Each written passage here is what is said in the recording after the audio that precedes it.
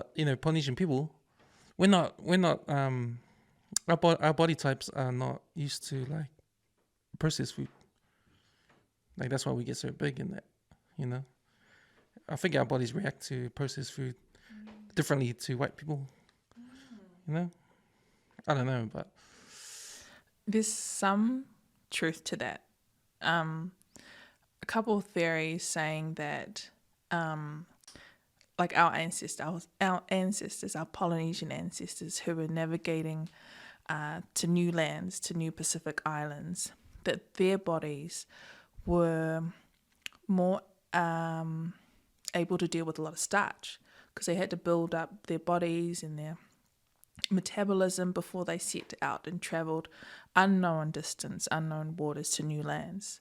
So there is that theory that Polynesians, which is us, our ancestors, we have like a better metabolism of processing starchy foods like our taro, our breadfruit, our bananas and our yams. And so when we come to today, when we still have some of those genes within us, but we're not so much navigating oceans, right? We're kind of driving to the supermarkets and getting food and kind of like, well, I watch Netflix at home, so not being as active as our ancestors, that we're being more at risk of metabolic diseases like type 2 diabetes. So yeah, you kind of are right that our bodies were more in tune with being able to have lots of starch, but then we're also living active lives to able to break it down. So it didn't affect us. We were still healthy. But when we're here in 2023, it's a different story. And unfortunately, it's affecting our health. What's the difference between starch and carbohydrates? I'm still learning this myself. So I'm not 100% sure between starch and carbohydrates. We can probably look it up on Google. Yeah. But, There's something for me to learn. But it's interesting, that because if we're brought up like back in the days, all our lives with that starch, with all that same foods, it's healthy foods, it's organic foods. So we're going to be lean, and we're always doing the work outside that. The men are doing the work outside, and like you said, navigating the waters and that, like we have to build that metabolism. And then all of a sudden, our foods change, and then our body's not used to something we're not used to eating, or the Western type foods. And I think over time, like that's why we get the big Samoans, the big Islanders, the big Tongans, that kind of thing that we probably didn't have before. Because I remember when I was in Samoa, I noticed that at the back, like in the villages and that, everyone's skinny. Yeah. But in town, like, there's heaps of big people. Like, there's different body types. Yeah. Like, it made me think, it's the different foods we're eating. You have more of a chance in town to eat processed foods, Western type foods, compared to being organic in the villages. And yeah, absolutely right. Yeah, people who live in town are more likely to go to the supermarket and get Saimini, like 2-minute noodles. And plus, people are busy as well. Like I'm thinking now, presently, people in Samoa, they're busy, they have families. So sometimes it's easier to kind of just go through McDonald's, go through the drive-thru, or go down to the shops and just get some cheap food, because use cheap food that is unfortunately unhealthy. And like when I think about here in New Zealand, it's the same as well. Like healthy food is so expensive. Food is expensive, like full stop. So yeah, now we have these unhealthy options, whereas our ancestors, they just had the food around them, the food from the environment, which they had to eat. But I was just thinking when you're talking, when you said the different types of foods, the Western foods, like they kind of affect or kind of how they react to, or how they develop different body types. Like I think there might be something around that I should maybe look into.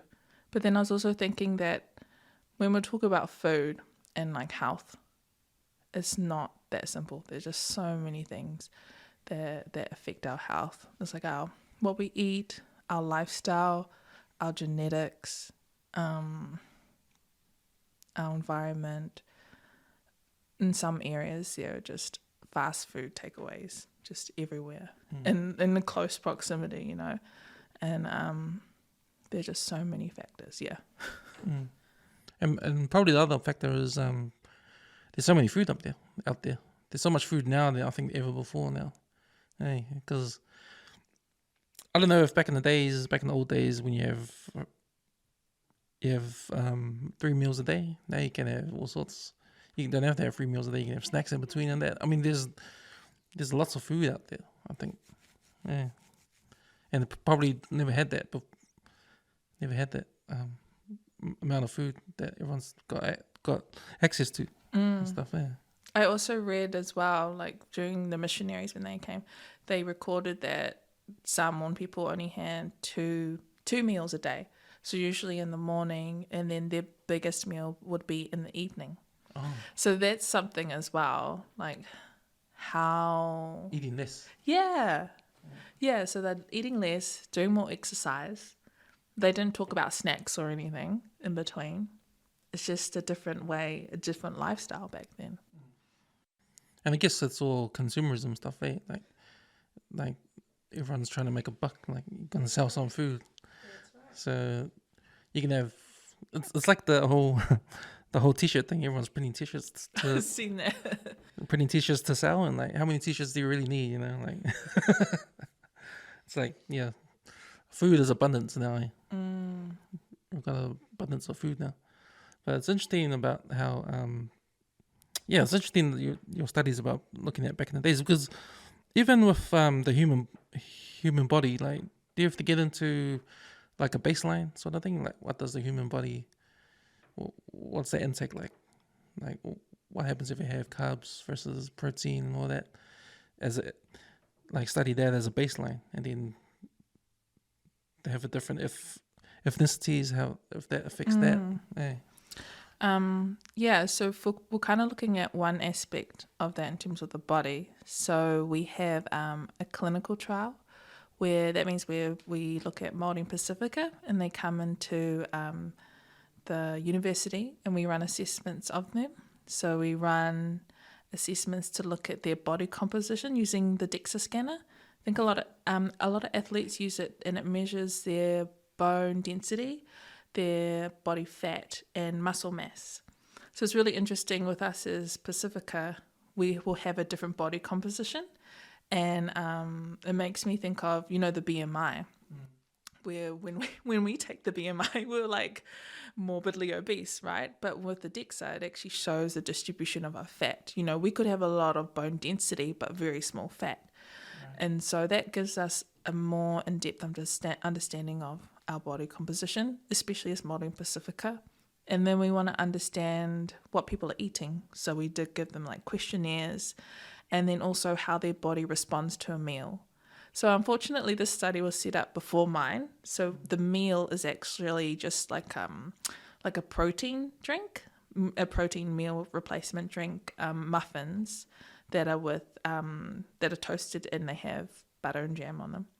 And then that's it. And so the person that comes into the clinic, they eat that, and then what we do is we take blood tests of them and we see how their body metabolizes that food through doing finger pricks. So seeing their blood glucose levels spike over time. And so for us, we're really interested in how people have different metabolisms, especially as us as Māori Pasifika, and whether or not that may relate to the type of food that they eat, their body composition, or even their genetics. Because we found that there are certain genetics specific to us as Pasifika that actually relate to type 2 diabetes. So there's this one gene called CREBRF gene, and it's associated with low risk of type 2 diabetes. So if you have the CREBRF gene, you're less likely to have type 2 diabetes. So we want to understand why that is, and that's part of the clinical trial that we're doing. Okay, so Polynesian people don't have that gene much? The CREBRF gene is common in Māori Pasifika populations, but it is rare in European populations. All right. Yeah, so it's like, this is specific to us. So we're doing that research on Māori Pasifika people just because there's actually no research done on that gene. A lot of it's done on European populations. Right. So that gene makes us liable to more to be diabetic.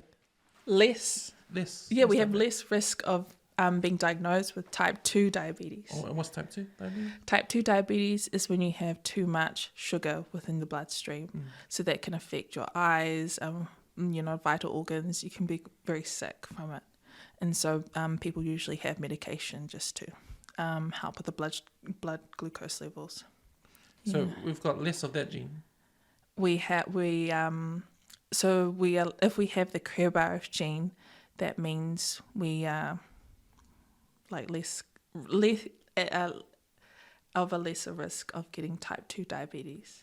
Oh, lesser. So it's a good thing. It's a good thing. Okay. Yeah. But we are getting diabetes. But we are, yeah. So what does that mean? So not everyone has the CRBRF gene.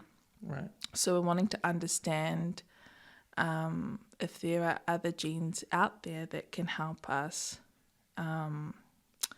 see if they relate to type 2 diabetes. So if a person goes in say for instance in the future, a person goes into the doctors for a blood test and they're Pasifika and they have these certain types of genes, then we're able to give them medicine that can help them in terms of their genetics. Yeah. I don't know where I was going with that actually. No, it just means that we can treat them, I guess. Yeah. Yeah. But like you said, we're still getting type 2 diabetes is still an issue in all Pacific populations and also worldwide. It's quite a chronic disease worldwide. So if the Palangis don't have that gene because it's rare for them, that means they're more liable to have type 2 diabetes, right? Not so much, because there's also other genes and other okay. factors as well. That counter that Yeah. help them out. Yeah. Oh.